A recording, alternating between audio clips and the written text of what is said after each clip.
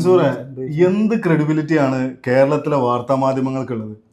കേരളത്തിലെ മാധ്യമ പ്രവർത്തകരെ എല്ലാരും ഇല്ല കേട്ടോ, കുറച്ച് ആളുകൾ മാറ്റി നിർത്താം. കുറച്ച് ആളുകൾ എന്നല്ല, കുറച്ചധികം ആളുകൾ. ഒരു 100-ല് 95% ഇങ്ങോട്ട് വരും, 5% മാറ്റി നിർത്താം. ഒരു മരണ വീട്ടിൽ പോയിട്ട് നിങ്ങൾക്ക് ഈ അണ്ണാക്കിൽ കോലിട്ടിട്ട് എന്തും ചോദിക്കാം അല്ലെ? ഒരു ദുരന്ത സ്ഥലത്ത് പോയിട്ട് എന്ത് വായി തോന്നിയൊക്കെ ചോദിച്ചാൽ. സത്യം പറഞ്ഞു കഴിഞ്ഞാല് കേരളത്തിലെ വാർത്താ മാധ്യമങ്ങളെ ഏത് ചെറിയ കുട്ടികൾക്കും പറ്റിക്കാൻ പറ്റും. ഏറ്റവും അധികം പറ്റിക്കപ്പെടാൻ സാധ്യതയുള്ള ഒരു വിഭാഗം ഉണ്ടെന്നുണ്ടെങ്കിൽ അത് കേരളത്തിലെ വാർത്താ മാധ്യമങ്ങളാണെന്നാണ് ഈ ഒരു വാർത്തയെന്ന് ഞാൻ മനസ്സിലാക്കിയത്. ഒന്ന് ആലോചിച്ച് നോക്കിയാൽ ഈ പറഞ്ഞ മാതിരിക്ക് ഏതെങ്കിലും മരണ വീട്ടിൽ പോയിട്ട് അല്ലെങ്കിൽ ഏതെങ്കിലും ദുരന്ത ഭൂമിയിൽ പോയിട്ട് സ്വന്തം TRPക്ക് വേണ്ടിയിട്ട് അല്ലെ, റേറ്റിംഗിനും വ്യൂസിനും അവരുടെ ആ ഒരു നിലനിൽപ്പിനും വേണ്ടി എന്ത് ചോദിക്കുമ്പോഴാണ് ഒരു മനുഷ്യനെ കൊണ്ടുപോയിട്ട് അയാൾ പറഞ്ഞത് മലപ്പുറം ജില്ലയില് കരുവാരക്കുണ്ടില് പുലിനെ കണ്ട് എന്ന് പറഞ്ഞ സ്റ്റാറ്റസ് ഇട്ടാണ്. ഓനൊരു സ്റ്റാറ്റസ് ഇട്ടു, ഞാൻ പുലിനെ കണ്ടു എന്ന് പറഞ്ഞ സ്റ്റാറ്റസ് ഇട്ടു. അത് കണ്ട ഉടനെ തന്നെ മലയാള മനോരമയുടെ പ്രാദേശിക ലേഖകനാണെന്ന്, അതല്ല റിപ്പോർട്ടർ അല്ല, ഏജന്റാണ്. അപ്പൊ ഏജന്റ് വിളിച്ചിട്ട് ഇത് ഞങ്ങൾ കൊടുത്തോട്ടെ എന്ന് ചോദിക്കുമ്പോ സ്വാഭാവികമായിട്ട് ഒരു ഞാൻ പറയില്ല കൊടുത്തോ, സ്വാഭാവികല്ല ഓൻ പറയണ. ഓക്കെ, ഈ മാധ്യമ പ്രവർത്തകർ ചിന്തിക്കണ്ടേ, ഇതിന്റെ വസ്തുത എന്താണെന്ന് അന്വേഷിക്കണ്ടേ? അതിന് മുമ്പ് തന്നെ ഒരു ബ്രേക്കിംഗ് ന്യൂസ് കൊടുക്കുക. ഏതല്ല വാർത്തയിൽ ആർക്കും എങ്ങനെ പറ്റിക്കാൻ പറ്റിയ ഒരു പൊതുമേഖലയല്ല, ഒരു പ്രൈവറ്റ് സ്ഥാപനങ്ങൾ ഉണ്ടെങ്കിൽ എങ്ങനെയാണ് ഇവർ വിശ്വസിക്കലേ? എങ്ങനെയാണ് വിശ്വസിക്കുക? കരുവാരക്കുണ്ടിൽ കടുവയും യുവാവും തമ്മിൽ റോഡിൽ നേർക്കുന്നത്. മണിക്കരാമ്പറമ്പിൽ ജെറിനാണ് രാത്രിയിൽ കടുവയ്ക്ക് മുന്നിൽപ്പെട്ടത്. കടുവയുടെ ദൃശ്യം 24 കിട്ടി. സുഹൃത്തുക്കളെ, ഇത് യൂട്യൂബിലെ ദൃശ്യങ്ങളാട്ടോ, കരുവാരക്കുണ്ടിലുള്ള അല്ല. ഇത് ഏതോ 2 വർഷം 3 വർഷം മുമ്പെങ്ങാണ്ട് യൂട്യൂബിൽ വന്നിട്ടുള്ള ഒരു ദൃശ്യമാണിത്. ഓക്കെ, ഈ ദൃശ്യം അതിലും ഡയലോഗ് ഉണ്ട്. മറ്റേ ആ ജെറിൻ എന്ന് പറഞ്ഞ ചങ്ങായിട്ട് ഒരു സംസാരിക്കുന്നുണ്ട്. ജെറിനാണ് ദൃശ്യങ്ങൾ പകർത്തിയത്. സമീർ ബിൻ കരീം ചെയ്തു. സമീർ അറിയാതെ കടുവയുടെ മുന്നിൽപ്പെട്ടു. ഓടി രക്ഷപ്പെടാനുള്ള ഓടി തള്ളുന്നതിന് വരെ അവിടെ ഒന്ന് ഫോട്ടോ എടുക്കുക എന്നൊക്കെ പറയുന്നത് അന്യായ ധൈര്യമാണ്. സമീർ ഞാൻ പറയുന്നുണ്ട് ഇവിടെ ചാനൽ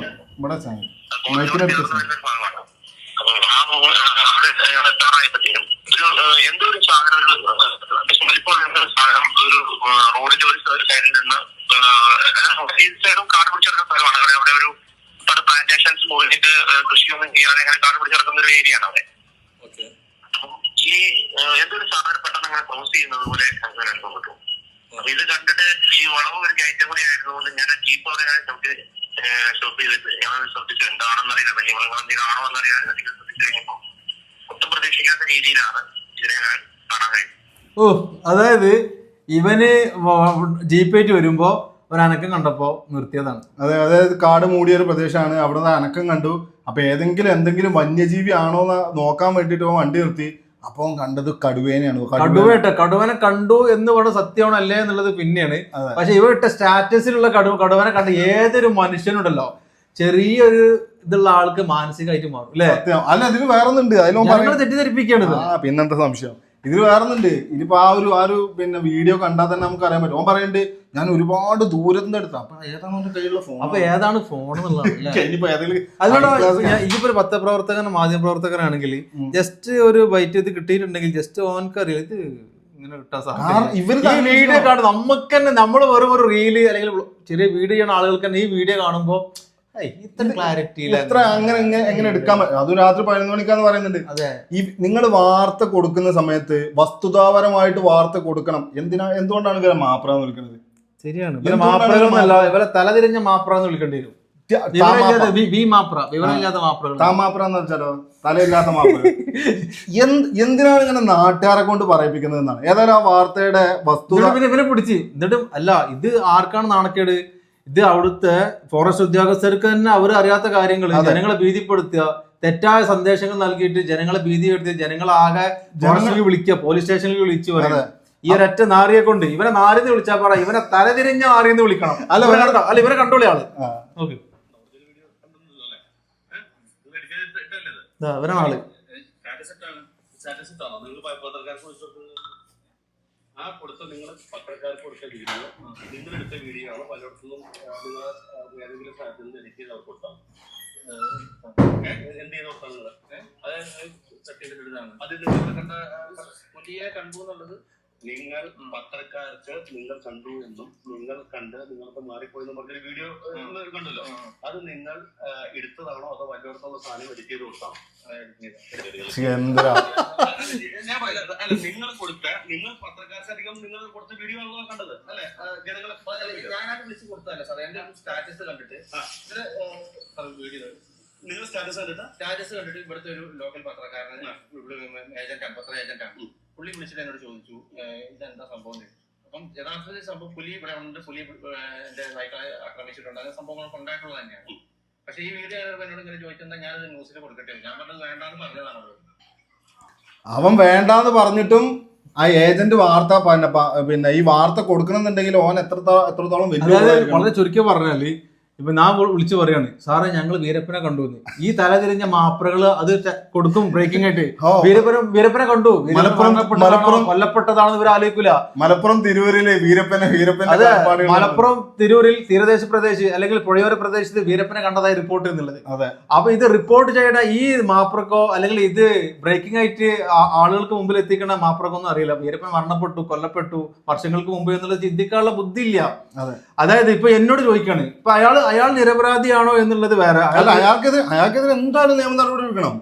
ഈ ജെറിൻ എന്ന് പറഞ്ഞിട്ടുള്ള ആൾക്കെതിരെ എന്തായാലും നിയമ നടപടി. പുലിനെ കണ്ടിട്ടുണ്ടെങ്കിലോ, പുലിനെ കണ്ടിട്ടുണ്ടെന്നുണ്ടെങ്കിൽ ഓൻ അത് പറയണം, പുലിനെ കണ്ടു എന്ന് പറയണം. അല്ലാതെ വ്യാജ വാർത്ത അല്ലെങ്കിൽ വ്യാജ വീഡിയോ അതല്ല. പുലിനെ കണ്ടു, ഇതുപോലെയുള്ള പുലിയാണെന്ന് ചിലപ്പോ അദ്ദേഹം അത് ഉറപ്പിക്കാൻ വേണ്ടിട്ടായിരിക്കും.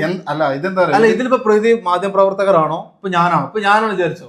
ഇപ്പൊ ഞാനത് ഒന്നും കൂടി ബോൾഡാ ജനങ്ങളെ അറിയിക്കാൻ വേണ്ടി സ്റ്റാറ്റസ് ഇട്ട്. അപ്പൊ നീ മാധ്യമപ്രവർത്തകർ പറയാണ് എടാ ഇതെന്താ സംഭവം, ഞാൻ പുലിനെ കണ്ടു എന്ന് പറയും മുമ്പേ നീ അത് ബ്രേക്കിംഗ് കൊടുക്കാണ്. അതെ, ഇതില് ഈ പറഞ്ഞത് കറക്റ്റ് ആണ്. ഇതിൽ രണ്ടാൾക്കാരും കുറ്റക്കാരാണ്. ഒന്നാമത്തെ കാര്യം, ഇതേപോലെ ഒരു വാർത്ത കൊടുക്കുക അല്ലെങ്കിൽ ഇതിപ്പോ ഒരു പിന്നെ പുലിനെ കണ്ടു കഴിഞ്ഞാല് ഇന്ന പ്രദേശത്ത് പുലിയുടെ അല്ലെങ്കിൽ പുലി ഇറങ്ങിയിട്ടുണ്ട് അല്ലെങ്കിൽ കടുവ ഇറങ്ങിയിട്ടുണ്ട്, ആളുകൾ ജാഗ്രതയായിരിക്കണം എന്ന് പറഞ്ഞുള്ള ഒരു മെസ്സേജ് പാസ് ചെയ്യും. ഇങ്ങനെ ഒരു വീഡിയോ കൊടുത്തു കഴിഞ്ഞാൽ അതിന്റെ ഭീകരത എന്താണ്? ഈ പറയുന്ന ചെങ്ങായി കുറ്റക്കാരനാണെന്നുണ്ടെങ്കിൽ അതുപോലെ കുറ്റക്കാരാണ് മാധ്യമപ്രവർത്തകരും. അത്ര വയലന്റ് ആയിട്ടാണ് ഈ ഫോറസ്റ്റ് ഉദ്യോഗസ്ഥർ പോയിട്ട് അവരോട് ചോദിക്കണത്. നീ ജനങ്ങളെ ഭീതിപ്പെടുത്തി ജനങ്ങളെ തെറ്റിദ്ധരിപ്പിക്കണത് എനിക്കെതിരെ കേസ് കൊടുക്കുന്ന പറയുമ്പോ അവൻ പറയുന്നുണ്ട് ഞാൻ പറഞ്ഞതാണ് കൊടുക്കണ്ടെന്ന് പറഞ്ഞിട്ടുണ്ട്. അപ്പൊ ആരാണ് നിരപരാധി? അപ്പൊ ആരാണ് തെറ്റുകാരൻ? അതിനുശേഷം ഈ ചെങ്ങായിന്റെ മാധ്യമ പിന്നെ ചാനലുകൾക്ക് ബൈറ്റും കൊടുത്തിട്ടുണ്ട്. എന്തെന്ന്? അതായത് ഞാനിങ്ങനെ പുല്ലിനെ കണ്ടു. അത് ഫസ്റ്റ് പറഞ്ഞല്ലേ? അല്ലല്ല, ഓൻ വേറെ ബൈറ്റ് കൊടുത്തിട്ടുണ്ട്. അതുകൊണ്ടാണ് ഞാൻ പറയുന്നത്.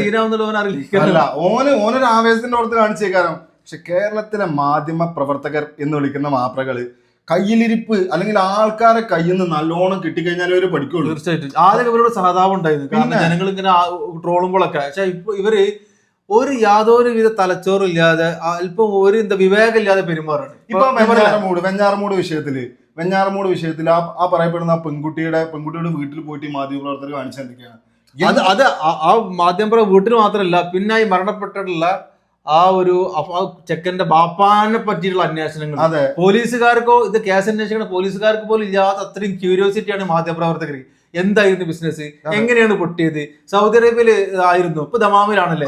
സൗദിയിലാണ്, ദമാം എന്നുള്ള സ്ഥലം സൗദിയിലാണെന്ന് പോലും അറിയാത്ത മാധ്യമപ്രവർത്തകർ. ഇതെന്താ പറയുക, ഇവരുടെ ഈ മാധ്യമപ്രവർത്തകർക്ക് എന്താന്ന് വെച്ചാൽ ഇവരുടെ TRPക്ക് വേണ്ടിയിട്ട് ഒരു വളരെ വലിയൊരു വൈകാരിക അന്തരീക്ഷം അവരുണ്ടാക്കും. അതായത് മറ്റേ ആ ബാക്ക്ഗ്രൗണ്ടിൽ വളരെ സങ്കടമായിട്ടുള്ള ഭയങ്കര സങ്കടമായിട്ടുള്ള ഒരു BGM ഇടുക. എന്നിട്ട് ആൾക്കാരെ ഇങ്ങോട്ട് പിടിച്ചിരുത്താൻ വേണ്ടിയിട്ട് കൈ കിട്ടുന്നത് അല്ലെങ്കിൽ കണ്ണ് കണ്ടതെല്ലാം വാർത്തയാക്കുക. ഇപ്പോഴാണ് നമുക്ക് ഈ മാധ്യമപ്രവർത്തകരുടെ കണ്ടന്റുകൾ ഓരോ വിഷയം ബ്രേക്കിംഗ് ന്യൂസിന്റെ സത്യാവസ്ഥ മനസ്സിലാവുന്നത്. പുലിയും ഇല്ല, അവിടെ ഒരു പൂ പോയിട്ട് ഒരു എലി പോലും ഇല്ലാത്ത സ്ഥലങ്ങളിലാണ് ജനങ്ങളെ ഭീതിപ്പെടുത്തുന്നത്. ഒരുപാട് ആളുകൾ ഇത് സ്റ്റോറി ഇടുന്ന, സ്റ്റാറ്റസ് ഇടുന്ന, ലൈക്ക് വാങ്ങുന്നുണ്ട്.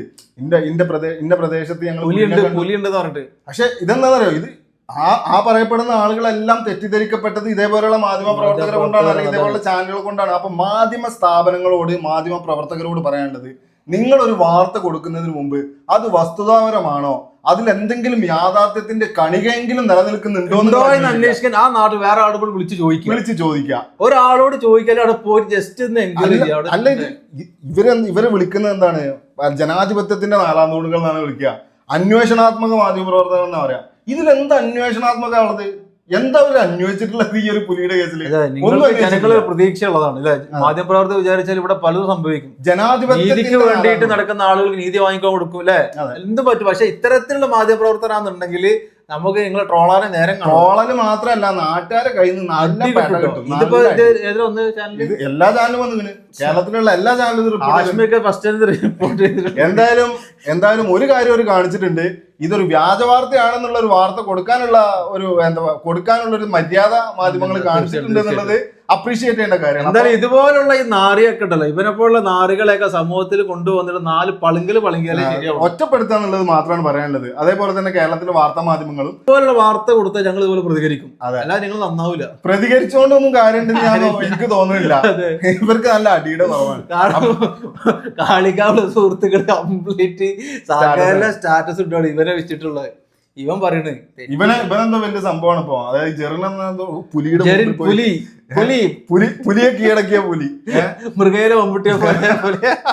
അപ്പൊ ഏതായാലും ഇത്രേ പറയാനുള്ളൂ. കേരളത്തിലെ വാർത്താ മാധ്യമങ്ങള് അവര് നിരന്തരം ഇത്തരത്തിലുള്ള കള്ളവാർത്തകൾ, വ്യാജ വാർത്തകൾ പ്രചരിപ്പിക്കുന്നതിൽ ഒന്നാം സ്ഥാനം നേടിക്കൊണ്ടിരിക്കുകയാണ്. അതിൽ ആരാണെന്നുള്ള റിപ്പോർട്ടറാണോ ആരാണ്, ഏത് ചാനലായിരിക്കും ഒന്നാം സ്ഥാനത്ത്? ഇപ്പൊ എല്ലാരും ഒന്നാം സ്ഥാനത്ത് മത്സരിച്ചുകൊണ്ടിരിക്കുകയാണ്. ഈ ഒരു വിഡ്ഢിത്തരങ്ങളായിട്ടുള്ള അല്ലെങ്കിൽ ഇല്ലാത്ത റിപ്പോർട്ട് കൊടുക്കണമെങ്കിൽ നിങ്ങൾ ഒന്നാം സ്ഥാനത്താണ്. അതെ, അതിൽ ആരും അത് നിങ്ങൾക്ക് തീരുമാനിക്കാം. അതെ, അത് നിങ്ങൾ തന്നെ തീരുമാനിച്ചോളൂ. അപ്പൊ എത്രേ പറയാനുള്ളൂ.